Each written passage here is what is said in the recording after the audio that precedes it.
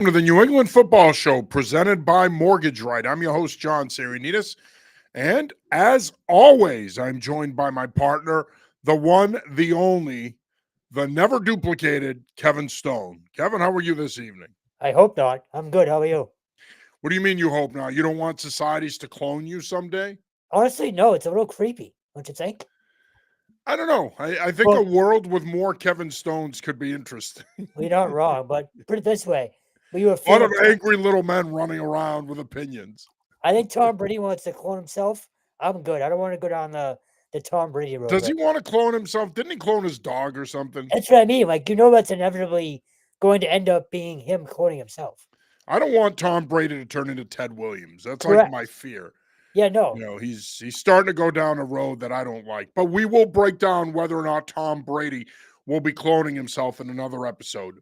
Until then, we are here to talk some football with you. And we do want to let you know that if you are currently looking to sell your home, purchase a new home, purchase your first home or refinance, and you need to give Herb Devine a call, 781-254-2846. You can also shoot him an email at herb@mortgageright.com. With over 27 years of experience, Herb has the knowledge and the know-how to guide you through this process. Again, give him a call at 781-254-2846 or shoot him an email at herb@mortgageright.com. He and his team are available anytime, including nights and weekends. And speaking of Coach Devine, big one this weekend for his Scituate Sailors. They will take on rival Duxbury in one of the Division IV state semifinal games. Should be a good one, as it always is between these two. Scituate beating Duxbury earlier this year. As you know, it's hard to beat a team twice, but we want to wish Coach Devine and the Sailors good luck this weekend against Duxbury. And of course, we want to wish Duxbury good luck as well. And we want to wish all of the teams that are going to be playing in the state semifinals in Massachusetts good luck this weekend. We will have full coverage and we will discuss those games in a little bit here. But before we do that, Kevin, of course, Patriots beating the New York Jets on Thursday night. With the win, New England improves to 9-2. Denver beat Kansas City yesterday. So technically, the Patriots are back down to being the 2 seed after they were briefly the 1 seed. You were up there today. Mike Vrabel spoke. A select group of players spoke. What are some observations that you made while you were up at Gillette today? Business as usual. And I think that's probably the best thing fans can hope for right now.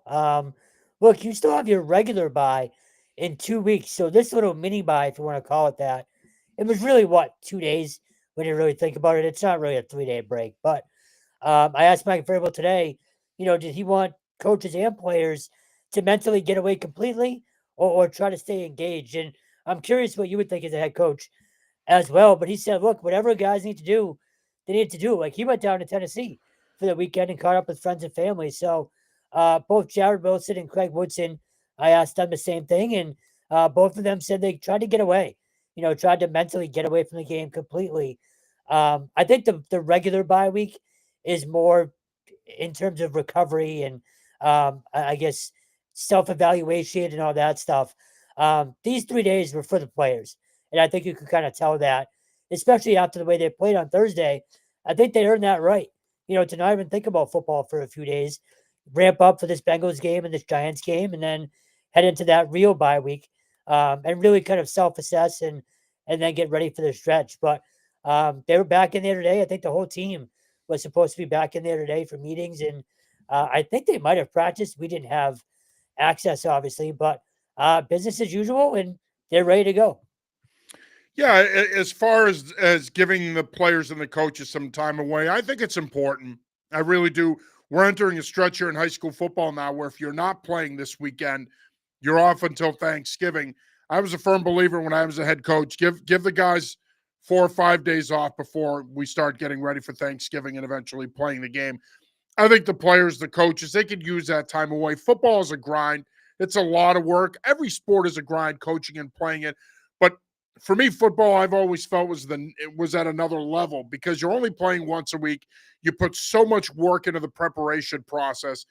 It does take its toll on you physically as a player and psychologically, but as a coach, it takes its toll on you psychologically. And so I think it's really important to get some time away. So it's great to see that Vrabel was able to go down to Tennessee and I'm sure some of the players might have gone away. They might have left town and gotten a little bit of a break here. It's nice to see. It's nice to get some R&R, and now it's a good opportunity for them with a couple of games here before their bye and another chance to potentially get some rest and get away. You got the Bengals this week. You got the Giants the following week on Monday Night Football. So good opportunity here to pick up a couple more wins, 2 games that quite frankly they should win, get to 11-2, get to that bye, and then it's a 4-week race to the playoffs. Now, of course, as I mentioned, Patriots are playing the Cincinnati Bengals on Sunday. Big news out of Cincinnati today, Kevin. Star wide receiver Jamar Chase has been suspended by the NFL for 1 game for spitting on Pittsburgh Steelers defensive back Jalen Ramsey in yesterday's game. Chase comes out after the game, says, I didn't spit on him, but there's clearly video evidence that shows otherwise. He did spit on Ramsey. Ramsey got ejected from the game for pushing and punching Chase, but make no mistake about it, this is huge for the Patriots. The fact that you don't have to deal with that guy, and now you can focus on the rest of their skill group, and that's a pretty good skill group. You still got to deal with T. Higgins and old friend Mike Gesicki and Chase Brown and the rest of those guys. But the fact that you don't have to take away arguably the best receiver in football right now, that's a big break for the Patriots. Yeah, everything is coming up Patriots this year. It's like the old days all over again. So, yeah, I mean, it slots everybody into a different position. Gonzalez presumably goes on T. Higgins now, and it just makes everybody's life a little easier, especially with Milt Williams now missing at least 4 weeks. So, it's huge. Again, everything is coming up Patriots, and they're catching every break that they need to catch right now. You can't fix stupid. I love that saying.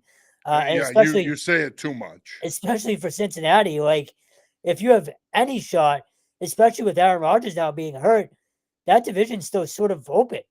So they need every game they can get. Just a dumb move and then denying it to the death despite it being on film. It's so Bengals. But yeah, again, everything coming up Patriots. Yeah, I agree. And to say it's so Bengals is one thing, but regardless of who the team is or who the player is, it's stupid. We've seen it too much. We saw it on opening night with Jalen Carter and him getting ejected from that game. Now we see it with Jamar Chase. I don't know what these guys are thinking. I mean, what makes you think that it's socially acceptable to spit on someone on national television during a football game? It's just stupid behavior. It's immature. And for a guy like Chase, who actually is a pretty mature guy and a mature player, for him to do what he did, it's just stupid. And then to come out and not own it and deny it when there's clearly video evidence of you spitting on the guy, I don't understand it. I never will. And so while, yes, on the one hand, you want to say, oh, that's so typical Cincinnati Bengals, we've seen it with other guys around the league, Kevin. It's not just the Cincinnati Bengals. It's this generation that thinks it's okay to spit on people and no one's going to notice it. It's just, I don't understand it. And I hope for his sake, he's a great player. I hope Jamar Chase learns his lesson. But again, make no mistake about it, this is a huge break for the Patriots. Now you don't have to worry about defending the best receiver in the game. And one thing we could say, even though the Bengals struggled on offense yesterday, Joe Flacco can get him the football. He would have been a problem in this game. Now you don't have to worry about that problem. Like I said, you can focus now on the other guys in their skill group. I think it makes it a lot easier for the Patriots. And look, offensively, the Cincinnati Bengals are arguably the worst defensive team in the league. The Patriots are going to score points. They're going to get theirs. So we'll see. Ken Matthias checks in. What's up, gentlemen? What did you guys think of the Thursday night win against the Jets? Henderson, 5 TDs in 2 games. I think as far as the win against the Jets is concerned, for me, could you have played a cleaner game? Sure. Could you have pulled away sooner? Sure. But at the end of the day, this is a National Football League, and the talent gap between teams is very, very narrow in this league, as you know. So I think that the Jets came to play. Of course, they scored first, which has been a problem for this Patriots defense all season long. But the Patriots responded. They were able to take control of the game, and they didn't look back, and they ended up getting the win. I would have liked to have seen them play cleaner, but overall, they ran the football well.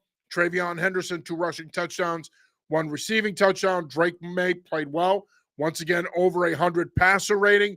Defense, after giving up that initial score, played pretty well. They did give up another score after the fact, but overall, after giving up that opening drive touchdown, I thought that they really buckled down and played better and did a good job shutting down what is not a very good offense.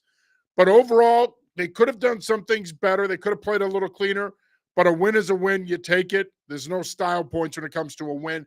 As far as Henderson is concerned, I mean, is he going to Wally Pip Ramondre Stevenson? It's possible now. I still think you need Stevenson, but make no mistake about it. You're starting to see this kid is comfortable now, and his talent is really starting to show up. On Thursday night, you're right. It's that game in particular. Those games are get a win and get out as any way possible. Stay healthy, which they ultimately didn't with Million Williams going down. But I don't care how that game looks, as long as you get the win on a Thursday night, you get the win. Yeah, you're right. They could have pulled away. They should have probably before halftime. But you find a way and you take your 3-day break and get out of there. So I was fine with however they got the win. Henderson, look, I've gone back and forth on this. You talked me out of it early in the season. I wanted him to be the starter, but now you see how valuable having two guys is. Yeah, it's huge. So I'd much rather, a 1-2 punch heading into December with Jennings, adding something there as well and having all three of those guys be able to contribute. So they're in a good spot as long as you get Stevenson back too. Yeah, you got to get Stevenson back because as you go into December, the running game becomes even more important. You've got to be able to run the football and run it effectively. It's not just Stevenson. To your point, Jennings would also be a welcomed addition. He could be someone that could potentially be valuable in short yardage and goal line situations. So certainly, yes, the emergence of Travion Henderson is great because he gives him a big play element. But I still think you need Stevenson, who I think is a really good fit in this system. And I still think if you can get something out of Terrell Jennings, I think that would be helpful as well. Old friend Alex Agrello joins the show. I think people forget that spitting on people is assault. It is, yes. True. Thank you. Legal Alex Agrello checking in here. Perry Mason. But no, in all seriousness, Alex is right. It is assault. If you spit on someone in public, you can be charged with assault. So again, these guys, it's idiotic behavior, Kevin, but they really have to be careful. To Alex's point, you step off the fields and get away from the white lines. In the real world, you could potentially be finding yourself in front of a judge. So they've got to smarten up. And it's funny, you mentioned the cameras too. There's not just hundreds of cameras now, they're in slow motion. Like Yeah. you're going to get caught. Right. Ken checks back in. How big a loss will Milton Williams be to the defensive line? Huge. Huge. I think they've gotten a lot of production from Tonga and Farmer and Durden, but I think losing Milton Williams is huge. I think he's had a terrific year. I think him and Barmore are a dynamic 1-2 punch. Not having him, I think, is a big deal. Injuries like this can be very tricky, so it could end up being a multi-week situation. I think right now looks like it could potentially be 4 to 6 weeks, but losing him is huge, in my opinion. Yeah, no question about it. I think it puts a little more pressure on Barmore now. But Mike Vrabel was asked about the depth there today. I will say and you mentioned the production from other guys that they've gotten. If you're going to get a major injury at one position, this is one of their deeper ones, at least. Because we talked about the depth in the secondary and stuff like that. So you're going to see more Gregory, more Durden. And again, I think more is now on Barmore's plate as well. Yeah, no, I agree. And of course, as we talked about earlier, Patriots hit the road this Sunday to take on the Cincinnati Bengals. Game they should win. Joe Burrow is practicing, but he's not through his 21-day window of practice. So he's not eligible to come back until Thanksgiving night against the Baltimore Ravens at the earliest. So I'd be shocked if the Patriots saw Joe Burrow this weekend. I don't think they're going to. I think it's going to be Joe Flacco again. Look, they're still good. Even without Jamar Chase, I think that they could potentially score 14 to 28 points if the Patriots don't come to play defensively. But I think the bigger story here, Stone, is that Cincinnati defense has been historically bad. They gave up over 500 yards to that Jets offense, and that Jets offense sucks. So that just goes to show you how bad they've been. I mean, again, I don't want to get ahead of myself. I don't want to be presumptuous here, but the Patriots shouldn't have a problem scoring against the league's most generous defense. No, I think Trey Hendrickson is out as well. If they don't put up which at is huge least, for them. He's their best pass rusher. Yeah, if they don't put up at least 30, and I don't think I'm being dramatic here, then something went wrong offensively. Um, they have nothing. I think DB You not being dramatic is very rare too. I mean, you have a flair correct. for the dramatic. Yeah, Um, yeah, but I think statistically they're the worst DVOA team in the league now by like a yeah, lot. they are. Yeah. This offense, again, if they're as comfortable as we think they are now and continuing to get better on a week to week basis, this is a day where Drake May should have his first 300-yard game. That's still crazy to me that he doesn't have one, given the MVP talk. But I'd expect a huge day for this offense. The one thing I will say about Joe Flacco, I was at the, and I think you were too, the 2012 AFC Championship game.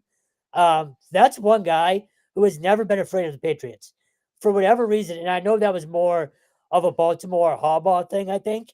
And that team just didn't fear coming in here. But Flacco against the Patriots, for whatever reason, it doesn't scare me like it used to, but I could see him having a little bit of, throwback magic for a quarter or two, putting up a couple touchdowns. But overall, no, they should roll the Bengals. Yeah, I don't think it's going to matter. Even if he plays well, I just don't think defensively this team is good enough to stop this Patriots offense, I agree. especially their ability to throw the ball vertically. I think that's going to be a big part of the plan this week for Josh McDaniels. And I don't see Cincinnati doing anything to stop that vertical passing game. And then you mentioned the DVOA statistic. They're just, like I said, they gave up over 500 yards to the Jets. Think about it now. That Jets offense, which outside of Justin Fields running around last week, and a couple of passes that he hit, they did nothing on offense. They gave up over 500 yards to that team. So that just illustrates how bad they are. Patriots offensively should have a good day at the office. With no Jamar Chase, the defense should hold its own as well. You are watching / listening to the New England Football Show presented by Mortgage Right. I'm your host, John Sarianides. As always, I'm joined by Kevin Stone. And just a reminder, if you're in the market to sell your current home, purchase your next home, purchase your first home, or refinance, give Herb Devine a call, 781 254 2846. You can also shoot him an email at herb@mortgageright.com. He and his team are available anytime, including nights and weekends. All right, Kevin Stone, Saturday was kind of a bittersweet day for you. Last Boston College home game. The Eagles wrap up the home schedule. They're on a bye this week. They come back from the bye the weekend after Thanksgiving to take on Syracuse in the season finale. And look, it was a tumultuous week up there last week. It following an ugly loss to SMU. There was a lot of nonsense leading up to that game, and then even after that, there was still a lot of nonsense. But I thought Boston College acquitted itself well in a 36-34 loss, a game that they definitely could have won and probably should have won. They came to play, and I think they gave you the effort we thought they might give us against SMU. They showed that effort this week. Disappointing loss nonetheless, but I will say you have to give Bill O'Brien and the staff credit. They have these guys competing, practicing hard, playing hard, and it showed on Saturday despite the loss. Frankly, I was very surprised by it. I thought when you mentioned it, that should have been the effort we saw against SMU in the red bandana game, and it wasn't. Um, so yeah, on one hand, commend the staff and the players for not quitting when they easily could have at this point. But then again, you're being paid to play, so either you're going to show up or you're not. Like, so it's not. It's nice to see that they're playing hard for O'Brien, but what choice did they really have when it comes down to it? Should have won the game. You're up 28-17 in the fourth quarter. Once again, defense couldn't hold. They gave up 628 yards, and you put up 537 on your own. Dylan Warnigan threw for 362. Lewis Bond set two records, won the career receptions record, and then the single season receptions record as well. Huge shout out to him. We've both dealt with him for his entire career. One of the nicer, more stand up guys on that team. He's very much like Zay Flowers, not just on the field, but off it as well. That kid never has a bad day, seemingly. So credit to him. Reed Harris had a huge day. I think he had 142 yards, if I'm not mistaken, like 5 or 6 catches. Lewis had 8 catches. So you've got plenty of offense. Hell, even the running game. Tobo Richard had 142 yards it's one of those things where you can't put it all together. It's been that kind of season, and they got some guys back health wise. Still hasn't mattered. Just can't put everything together, and now you have a very awkwardly timed bye week Yeah, before that. I've never understood why they're getting a bye It's crazy. before their regular season finale. That why wouldn't you have this by 3 weeks ago? Correct. And not only that, Or when you're or one just in give it 10, to them after the Notre Dame game or something. But right? Like so stupid. when you're 1 in 10 and you know the season's over, you can say all you want that you're going to be locked in still. Our kid's really going to be locked in next week. It's Thanksgiving week. Like they're trying to go see their families and get this horrible season out of the way. So the bye week is just terrible right now. But I think they'll show up. Hell, I think they can beat Syracuse. The Orange aren't much better than you, but the disappointment continues on Saturday. That student section stayed to the very end. Once again, they were loud. That place was packed. They deserve credit because, again, at 1-9, those kids don't have to stay. It was one of the last nice days in New England this time of year. They could have gone out drinking. So, credit to those kids as well. But a lot of questions that are going to be answered pretty soon coming up here. I know you and I are both Bill O'Brien guys and think he should stay, but excuse me, I will say that press conference after the game was the most dejected that I've heard him sound or seen him look. So, look, you and I have no idea what's going to happen. We've both heard things. We both think he should stay. I don't know if he will, but um, credit to the players for sticking with him and playing as hard as they did. But man, the results just haven't been there this year, and I think no matter who the head coach is, there's a lot of changes coming no matter what. Yeah, I agree. And I still think it's going to be Bill O'Brien. I do I too. don't think Boston College. I don't think there's a hunger there to buy him out. I think he wants to stay. I think the biggest thing is going to be, does he feel or believe that he has the financial support that he's going to need to get this program going again? The only way I don't see him back here is as if he doesn't get that commitment and he himself decides to leave some money on the table and move on. I And don't think just he's going to do that. not to interrupt real quick, they're starting to get some decommits as well already. Those are going to keep coming in. So if they are going to support him, he needs to know now because he's going to start getting kids to either stay or they're going to have to hit the portal really hard. Yeah. No, and I think you're going to see some type of an exodus too. I think you're going to see a fair amount of guys that are going to enter the portal. I think a lot of those guys are probably going to have a year of eligibility and they're going to want to take a shot somewhere else and go play somewhere else. And as we've talked all along, they're going to need to be active in the portal. And this is going to be an off season, and it's going to be very uncharacteristic for this BC program. But this is going to be an off season where they're going to need to bring in potentially upwards of 30 to 35 new faces. When we talk about, okay, let's say even if you beat Syracuse, you finish 2-10. When you're coming off a season like that or a 1-11, changes are inevitable. We know that there's going to be staff changes.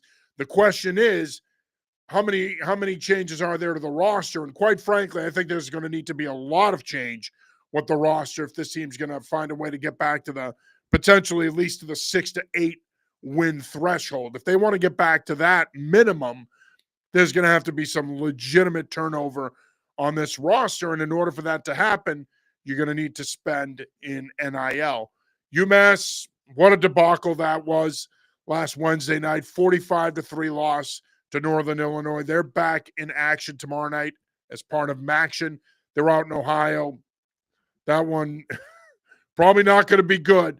But there's so many things you could say about that game and that performance. Our Ryan Barry was there. Our Ava Fernandez was there. Look, we can sit here and shit on them all we want, or we can make snide comments. But I think at the end of the day, that doesn't help anybody. I think that this program is in such a bad place right now. And if you're Thor Bjorn, you're thinking to yourself, well, welcome home, Thor. 45-3 drubbing. You kick a field goal and fireworks go off. I mean, everything that could go wrong with this program right now is going wrong. I just wanted to talk about the fireworks, frankly. The fact that they're a national punchline every week now should make people want to fix things. And I'm not sure it does.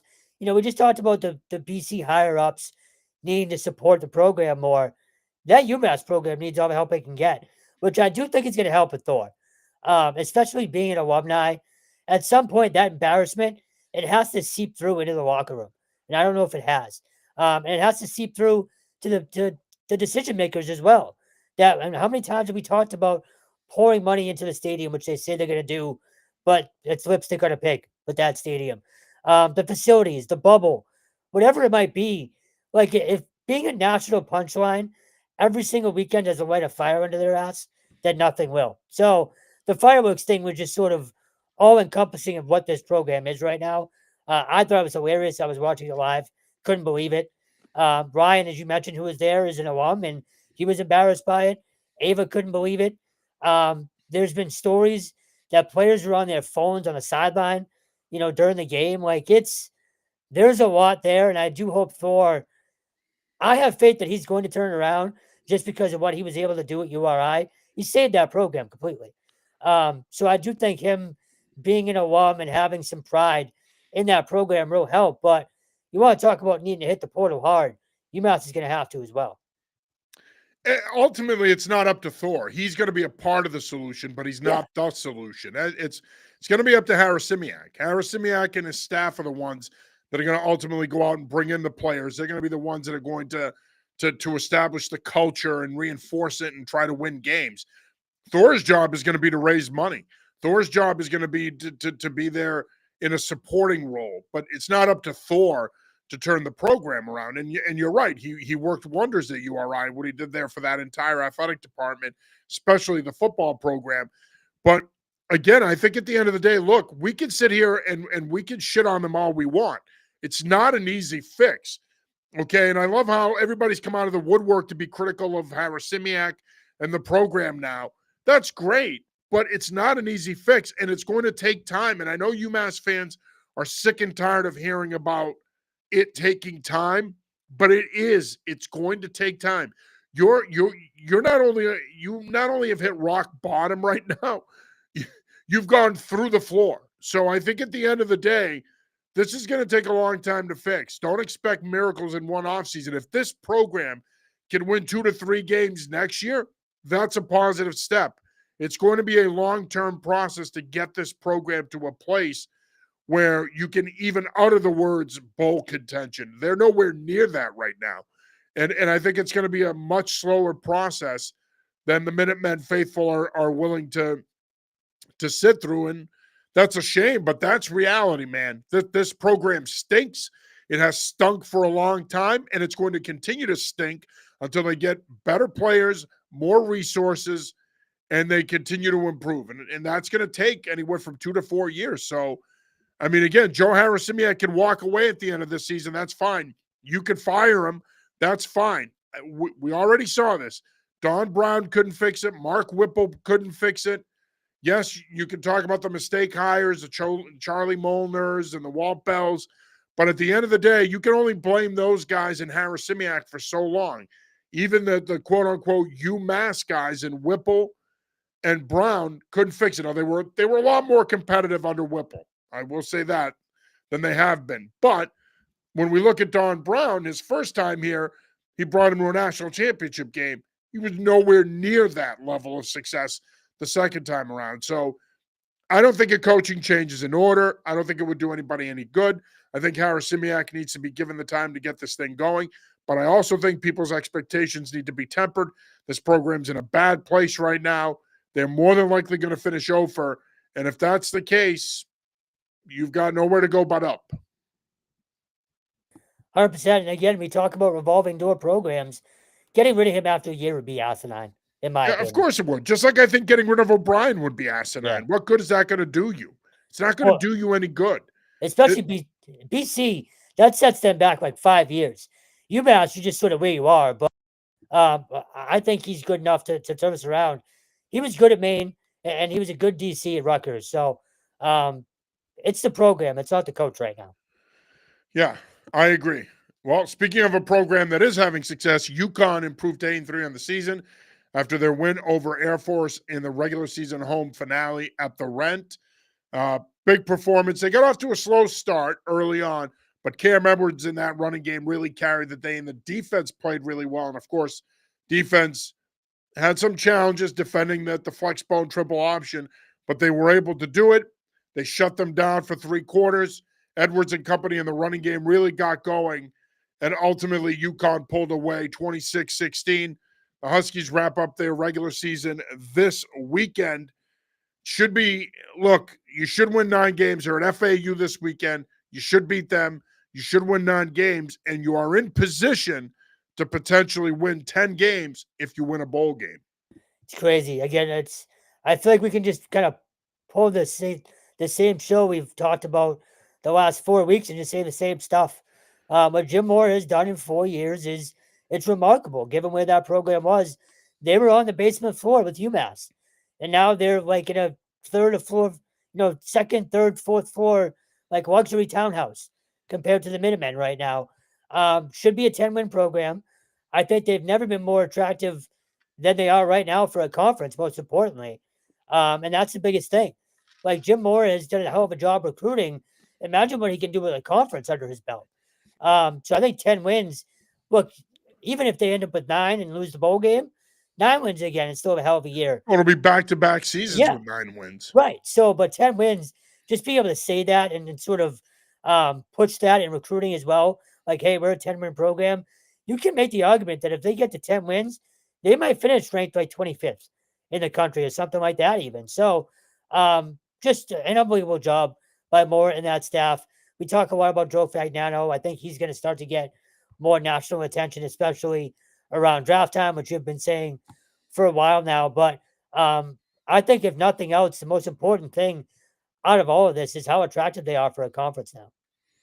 Yeah, they are. Although Jim Mora's name has been linked to a couple of jobs. I've heard his name being bandied about for the Penn State opening potentially. So I don't think he's going anywhere. I think he'll be back next year before UConn fans start losing their minds at what we're saying here. But I do think he's back next year. But it is inevitable when you have the kind of success he's had the last couple of years. Naturally, his name's going to come up when it comes to some of these openings. As it should. He's earned that. Hell, if he ever wants to go back to the NFL, he's laid some groundwork for that too. So we've been saying this for weeks as well. They'd be smart to extend him if he's interested. Obviously, that takes two to make that happen, but they'd be very smart to do that as quickly as possible if it's an option. I agree. The sooner you can do it, the better. And I wouldn't be surprised if it happened this offseason, if he got a pay bump and he got an extension. So he'd be worth every penny of that pay raise and that extension for the job that he and his staff obviously will get raises as well. But for the job that they've done with that program, it's unbelievable. And that entire UConn athletic department, we say it all the time. I mean, they are top notch. You're winning in football. We all know the tradition, the history, and the legacy of the men's and women's basketball programs. Baseball is good. Hockey's been in the mix for a Hockey East title and a playoff berth in the hockey tournament. So they listen. It's the entire department. The entire department has been really good, and it's not a surprise. They get behind their athletic department. They've done a great job with their NIL. They've had great alumni support. They have done what you need to do to be successful in today's sports climate. And I really think, and I know Boston College fans don't want to hear this, but look to that school and the way they've done it as a possible model for what you need to do to get Boston College athletics back on track. Going over to the CAA, URI, with an impressive 45-13 win against a Maine team that had won 6 in a row. The Rams established their dominance early, took over, never looked back in a big win. They went on Saturday at home against Hampton. They clinched the CAA title. UNH goes on the road and picks up a 42-14 win over Bryant. I was there for that one. 5 touchdown passes for Matt Vezza. They got the big rivalry game on Saturday against Maine at home for the Bryce Cowell Musket. With a win, UNH still has an outside shot at the potential of an at-large playoff berth. They'd finish 8-4. But impressive wins for both the Rams and the Wildcats this weekend. Yeah, just to start on Maine, hell of a job by Jordan Stevens. Starting 0-4 and then doing what they did this season. That program continues to take steps forward, excuse me. Rick Santos, man, we say it all the time, but that UNH program from from the time Coach McDonald was there to down to Ricky now, the consistency is just unbelievable. Yeah. You know, they've made 16, I did 16 playoff appearances in the last 20 years. You mentioned if they beat Maine this weekend, I think they get in. They'd be 8-4 if I'm not mistaken. So that's playoff worthy, especially I do think the committee would take into account the past history for the program. So hell of a job by them. And then URI, you know, you made the playoffs for the first time since 85 last year. And now you're a dominant team who's looking at a potential bye. They're ranked ninth right now in the coaches poll heading into this last week. The top 8 get buys. Well, it might be Harvard 9 and URI 10. I might have that mixed up, but either way, they're very much in contention for another home game and 4 buys. So credit to Jim Fleming and that staff. And we talked about Phil Bjorn. You know, he's part of the reason why they are where they are right now. That Yeah. program is about to fold, and now you're a dominant team in arguably the hardest FCS conference in the country, probably getting another home game. So just a hell of a job by them too. Yeah, to your point, I mean, they were on the brink of reducing scholarships and potentially dropping either as an FCS independent or possibly to the Patriot League, although at the time it looked like they were going to have to end up an independent. And Thor did a tremendous job raising money, infusing some of those funds into the program. Obviously, they're doing a lot now to Meade Stadium. The success they've had. The other thing that he did, and I think it's probably the most important thing he did, is he stuck with Jim Fleming. He was patient. He stuck with Flem. Flem rewarded that patience by building a strong program. And now you've got a program that the last 2 years has been one of the best in FCS college football. Look, to go up to Orono this time of year and win the way they did on Saturday, that says a lot about this football program and what they're all about. You mentioned Harvard, man. They had their hands full with Penn. Crazy, but Kieran Core with a 52-yarder as time Yeah, Bobby expires, and now Winchester. and Yale took care of business against Princeton. So, you know, and again, you know, I love hyperbole, but I don't think this is at all. I think it's the game, maybe in history, given the stakes. The first ever playoff appearance for the FCS, well, Ivy League playoff appearance in the league, the outright league title. I can't wait to be down there on Saturday. I covered the game 2 years ago for the first time ever at Harvard. It's one of the best things I've ever done. But again, given the stakes, and given how good these two teams have been all season, Yale is now ranked 25th. Like I said, Harvard is either 9th or 10th. I can't remember which one it is, but man, what an atmosphere that's going to be on Saturday. And credit to Harvard for clinching at least a share of a third straight Ivy League title. For Andrew Orrick to come in and do what he did as a Princeton guy who, as you well know, people didn't love that hire when he got selected to do what he's done. He's come in and done it his way, but also sort of kept a lot of things that worked for Harvard with Mickey Fine there and Scott Walkie there as well, sort of bridging that gap. Saturday is going to be epic. I can't wait for it. It's interesting because you are the master of hyperbole. You love to make things bigger than they are, but you might be onto something, especially with the first ever FCS playoff bid on the line in this game. You could be onto something. This may end up being the biggest Harvard Yale game, if not the biggest Harvard Yale game of all time. Certainly one of the biggest ones in the storied rivalry between those two programs. Adam checks in. He says, "Hey guys, go Pats." Adam, great to hear from you, brother. Go Pats. As always. And of course, Patriots hit the road this Sunday to take on the Cincinnati Bengals before they come back home for a Monday Night Football game 2 weeks from tonight when they take on the New York Giants. Of course, you know what that means. That means a Monday Night Football show, the New England Football Show, rather, is going to get bumped that week because I, of the Patriots playing on Monday Night Football. So, I thought you were going to say it means traffic. Just for the record, I pulled out of there at 1 a.m. This is how you know they're back. I pulled out at 1 a.m. on Thursday, and it was bumper to bumper. That's how you know they're yeah, back. but I disagree. It's not. I No? don't think it's. The only reason I disagree with you is I get what you're saying about them being back. I left at 12:40, and because of the idiotic traffic pattern, for Well, me, I that too. live in town. So for me, It's with no wild. traffic, it's a 7 to 10 minute ride. With traffic, it took me 35 minutes to get home because I couldn't get on North Street. I had to go down Route 1, sit in the traffic, take the right down by Mick Morgan's and get on Moose Hill Road. It's a pain in the ass. I don't care about Kevin Stone and how long he sits in traffic. That's his problem. He should live in Foxborough if he doesn't want to sit in traffic. I It's care all me. about me. I care about me and me only, and So, I should but have been home sooner than that. so narrowing that down to one lane is the It is dumbest thing really I've ever seen. idiotic. Yeah, It's it crazy. is. Yeah, it is. It's almost as idiotic as having, you know, kids play a game on a Saturday and then having to come back and play on a Wednesday night. So, um, I thought we'd get there eventually. we will. Yeah, I'm definitely going to rant on that. I mean, at this point, I've become the old man that's yelling at the clouds. I rant about everything. And I'm sure people are like, shut up, you fat blowhard. We don't want to hear from you anymore, but whatever. That's just the way it is. I'm the voice of the people. I'm the voice of the voiceless, Stone. I'm the voice of the voiceless in the football community. Let's put it that way. A lot of people told me they appreciated my little tweet the other day. So, we'll see. Um, we talked about obviously Harvard, Yale, how important that game is. Season winding down for a lot of other programs. Another program that has a big game this weekend, of course, is CCSU.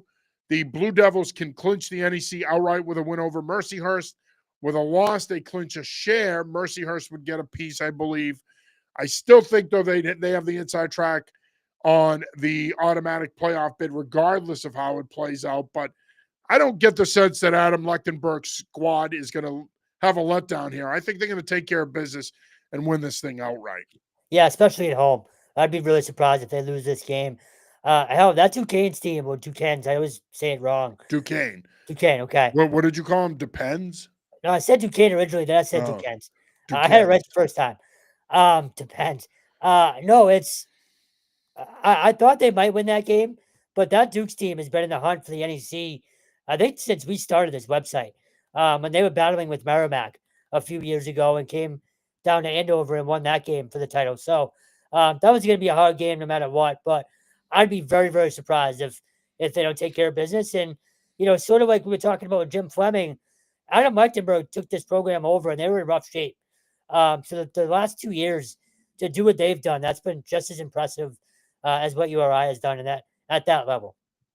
No, I agree. And I think in many ways, he did it in a shorter amount of time, if Yeah. you really think about it. And without a quarterback originally, Brady Right. Olson has come on, recently. He had 400 yards the other day, and Elijah Howard, we know how good he is at running back, but they've had to piece stuff together. Yeah. No, I agree. And that's where I think he gets a lot of the credit. And look, I think that the program has had success through the years in the NEC. They hit a bump in the road there a few years ago before he took over. But once he took over, and he had coached at CCSU before, so Lechtenberg kind of knew the lay of the land. But once he took over, he got the program back on track. They get Brady Olson in there in the portal out of UMass. He stabilized the quarterback position for the last couple of years. And I think that's – and then you add the addition of Elijah Howard along with several other key guys. And I think that's been the turning point here. And now you win the NEC for the second straight year. You get that playoff bid for the second straight year. I mean, it's huge for this program. And as I mentioned, all the other programs in the area are wrapping up their seasons this weekend. Of course, you got another big game on Saturday, even though record-wise it doesn't really mean anything. Holy Cross hosting Georgetown at Fenway Park. That should be a good one. Yeah, I mean, hell of a job by them to go get a win against Bucknell. It's a credit to Dan Curran. You and I both dealt with him enough over the years to know if anybody was going to make sure his team didn't quit, it's Dan Curran. So credit to him. It's a young roster. They're learning how to win. Again, you win 6 straight Patriot League titles or any league title, you're bound to have a drop-off year. And look, a bunch of their losses, they were 1-point losses or 1-score losses. So, yes, record-wise, it's been a bad year, but they deserve to have their moment at Fenway this weekend, and I think they will against Georgetown. Yeah. Well, I mean, I think, again, it's one of those things where it's been a rough year, but they did pick up a big win this week. The chance to finish with a couple wins in a row here built some much-needed momentum going in the offseason. I think that would be vitally important for this Holy Cross program if they wanted to continue to have success or get back to the level of success that we've seen from them in recent years. All right, let's switch gears here now and talk some high school football. Of course, as I mentioned earlier, we are in state semifinal weekend here in Massachusetts. Vermont has already crowned champions. They had their championship games this past weekend. Colchester winning the Division II state title. Congratulations to them. Congratulations to Middlebury for winning the Division One state title in a great game against St. Johnsbury, 13-7. Rhode Island has their championship games this weekend. Charlie Adams has got you covered from start to finish, so make sure you're following him, following along with him. He'll be there Friday night, Saturday, and Sunday. He'll also have your Rhode Island championship preview this week as well. Connecticut is winding down here. We're down in the last week of the regular season here. Coming up here this weekend for some programs, Thanksgiving will be the last week of the regular season for most programs, and then they start their playoffs. Maine has championship games this weekend. New Hampshire has semifinal games. They'll have a championship games this weekend in Division 4. They'll have semifinal games in the other three divisions. So they'll have their championship games the weekend after Thanksgiving. So we really, truly are winding down here. Of course, here in Massachusetts, Kevin, you've got some great matchups. You'll be at one of the better matchups of the weekend in Division 1. Prep and Central Catholic. I feel like we've covered this like for the last 5 years, whatever it is. I don't think it has been, but it just feels that way. Look, if Chris Vargas is not healthy for St. John's Prep, having seen Central Catholic and the way they played against Natick in a great overtime game, just sort of the best of what New England has to offer in terms of high school playoff football. That team can go down and can go and take down Prep. I know Prep is the 1 seed and they're unbeaten, but with Caden Smith, the quarterback, and the way their defense plays, that's going to be a hell of a ball game in Burlington, and I'm looking forward to that one. But that game against Natick, man, packed house, great fan interaction on both sides. Obviously, I covered King Philip there earlier this year when you guys were there. You know how Natick is in terms of high school football. It might be one of the better, just overall places for a game where the entire town comes out and really shows out. So awesome game there and a hell of a season for Natick as well. But that Central Catholic team is going to give Prep all it can handle, especially after they lost 41-27 during the regular season.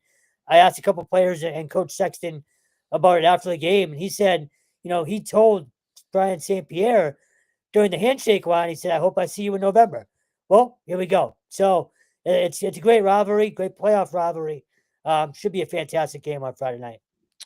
Of course, that game will be at Burlington High School. The other matchup on the Division 1 side features Springfield Central and Zavarian, two very familiar foes. Another They played rematch. during the regular season and the playoffs the last few years. That game will be on Saturday at Milford High School. Should be a fantastic matchup. Zavarian getting Dave Chivagato back. They're healthier now.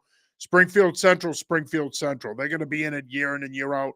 Bill Watson and the Golden Eagles have looked pretty impressive through two playoff games here, but this has become one of the best rivalries in the state, and I think this game's going to live up to it.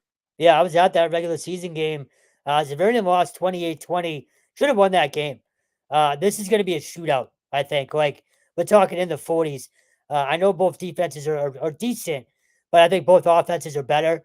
It's one of the better quarterback matchups you'll see in the state as well between Wood and, I don't want to say it wrong, Jalestain, I believe. It is. Yeah. So that's going to be awesome as well. Again, expecting a shootout in that one. It's cool that we see these rematches as well because I think it helps build these rivalries up. That it's they're not gone per se, but it's good to have these playoff rivalries every year. No, I agree. And by the way, I didn't mention that Bellows Falls won the Division 3 state title in Vermont. I mentioned the first two earlier, but Bellows Falls beating Woodstock, who was favored in that game, 54-20. So congratulations to Bellows Falls there, your Division 3 Vermont state champions. In Division 2 in Massachusetts, you got a couple really intriguing matchups. You've got Catholic Memorial and Winchester. Winchester has been dominant all season long. And I think when a lot of people look at this matchup, I think a lot of people are looking at it and saying, okay, it's great. It's playoff time. It's CM time. They're the best team in the bracket. It doesn't matter what these other schools have done. But our Tyler Amaral has been saying it all season. This Winchester team could be the biggest threat to CM in that division. And of course, don't forget, 2 years ago, CM lost to Marshfield in the state semifinals. Could we see another upset here involving CM and a public school with Winchester? As a former public school kid, I hope so. But I do think it is just CM's time of year. I really do. As good as that Winchester team has been all year, you saw what CM did to a very good Wellesley team the other night. I mean, 47 to nothing in a playoff game is just it's stupid. So I hope I'm wrong. I do hope Winchester at least makes this a game, but I think CM pulls this one out so fairly easily. On the other side, you've got a very intriguing matchup featuring Bishop Fien and Bridgewater Raynham. Ian Bain has done a terrific job turning that Bridgewater Raynham program around. Bishop Fien has been a flagship program in the playoffs through the years. Brian Pinnabell does a great job there. Talented squad, a veteran squad led by Owen Mortis, Kane Mankins. This should be a fantastic game between two teams that are very different stylistically, but are well coached and execute at a high level. Coin flip game for me. I could see it going either way. You mentioned Ian Bain. What he did at Franklin was phenomenal. The transfer that over and really do it in a short amount of time at BR has been impressive as well. And in D3, you have King Philip taking on Malden Catholic. And on the other side of the bracket, another intriguing matchup will take place at Milford High School. You have North Attleboro taking on Milton, in another game, which will be another contrast in styles. You got the high flying Milton offense that like to throw the ball against North Attleboro, who likes to play physical. What are your thoughts on D3? Malden Catholic is a surprise team. They've beaten Marshfield, Hingham to get here. They finished 3-5 during the regular season, but Joe Gaff is a pretty talented team, a team that could potentially give King Philip some problems. Uh, yeah, but I don't think so. Like, look, I covered King Philip against that Natick team. Um, the performance you guys had, well, I could say, I guess you could say you guys it is what it is. The performance KP had on the field the other night, particularly in the running game, nobody really plays like KP. They just don't. They wear teams down. They out physical them. It's a playoff ready team. It's a team made for the playoffs, built for this time of year. I just think ultimately they're going to wear down Malden Catholic, just sort of out physical them when it's all said and done. Might be a close game early, but I just think KP is rolling on their way to Gillette. And then you mentioned the other game with North and Milton. It's a contrast in styles. I feel like that one might be a slugfest as well. Yeah, there's a throwing element to Milton, but that North team is just they'll grind it out with you. And I will say if it ends up being KP and North for the title, that's going to be like a 6-3 hour and 15-minute game, with both teams just pounding the rock the entire time. And I think that, like I said, I think that's going to be a fascinating matchup. D4 features a renewal of the rivalry. Situate, Duxbury, these two teams routinely have played in the Super Bowl the last few years. Of course, they played earlier this year with Situate beating Duxbury. Situate has had Duxbury's number of late. They beat him in the Super Bowl last year. And on the other side, you have the 2 seed Tewksbury, who has arguably been the best team in Division 4 this season. They take on another Hockomock team. It's crazy to think the Hockomock League has 4 teams left in these playoffs. It just speaks to how good a league it is. You know, we talk about the Catholic Conference and how good the Catholic Conference is and the talent in the Catholic Conference. But I think pound for pound, to me, the 3 best conferences in the state are the Catholic Conference, the Hawk, and the MVC. But when you look at the Hawk year in and year out, they have multiple teams in the playoffs. That's the case once again, multiple teams in the state semifinals. This Canton team has kind of been an underdog since they lost their coach at the halfway point of the season. They have really come together and played for him. I look, Tewksbury has been a wagon all year long. Brian Aylward has a terrific team there. I think this is going to be an uphill battle for the Bulldogs, but I wouldn't doubt this Canton team. Like I said, ever since their coach was removed from his position, they have really stepped up and played hard and played with a chip on their shoulder. As far as the Hockenbach League, I'll start there. It's the league that gets you most ready for the postseason, without a question. Just the physicality week in and week out. You can't match it in practice. You can't really match it in the Catholic Conference because the Catholic Conference is mostly, full of games that are shootouts. So I think the Hawk has teams most ready, and you see it because it's not just teams in the playoffs; it's always teams making deep runs. So I think the Hawk is by far the best tune-up, if you will, for the playoffs. As far as Canton goes, yes, that Tewksbury team has been a wagon. I'm a big believer in the whole, um, I don't want to call it karma, but just the story of what they're going through this season. I'm a big believer in playing for something else. So I could see them beating that Tewksbury team. I honestly think that might sneaky be the best game of the weekend. Yeah, it'll be pretty good. I think it's going to be an uphill battle, though. That Tewksbury team, like I said, they've been a wagon all season long. But to your point, this Canton program has something to play for. They have added motivation, and I'm not going to get into what happened. The only thing I'll say is I thought it was criminally unfair, and I'll leave it at that. Agreed. All right, in Division 5, we have Shawsheen taking on North Reading. Shawsheen, of course, is the defending Division 5 champion. They take on North Reading, who beat Medfield, who had a fantastic year this year, 21-20. On the other side of the bracket, you have another intriguing matchup. You have Foxborough, who played Shawsheen in the D5 state title game last year. They take on an Archbishop Williams team that I think a lot of people had question marks about entering the playoffs because of their schedule, but they have proven that they are good enough to potentially get to Gillette Stadium. Foxborough is going to have to play a clean four-quarter game here because this Archbishop Williams team is talented and they're good enough to potentially win this game if Foxborough doesn't play fundamentally sound football for four quarters. Yeah, Foxborough, I don't want to say they're down. They're obviously not. They're in state semifinal, but it feels like a different type of Foxborough team compared to the last couple of years. I don't know if you agree, but in terms of that I Shawsheen, think it's the same formula with them. I think they yeah, win with their defense and their running game. That's one of the best coached defenses in the state year in and always. year out. I would know. I've gone up against them forever. Yeah. Um, and then they run the football and they set a physical tone. And I think this time of year, their running game has been really good the last couple of years in their playoff runs. And I think that'll continue to be the case. I think for me, when I look at this game, I want to see if we already know Archbishop Williams is good enough to match the hype. They've proven it this year, but this is another stage now. This is another level. You're talking about a young quarterback, a young running back. These guys are pups, and you're going up against a legendary coach and a staff that has been there in recent years and a program that has had a lot of success. They've gone to two Super Bowls the last few years, won one, lost one. They know what it takes to get there and they know what it takes to win it. So, I think for me, what it comes down to is the stage going to be too big for this Archbishop Williams team, especially for some of their young guys? We'll find out. And as far as Shawsheen and North Reading on the other side, slugfest. Again, I keep using the word, but this time of year, and we haven't even talked about the forecast.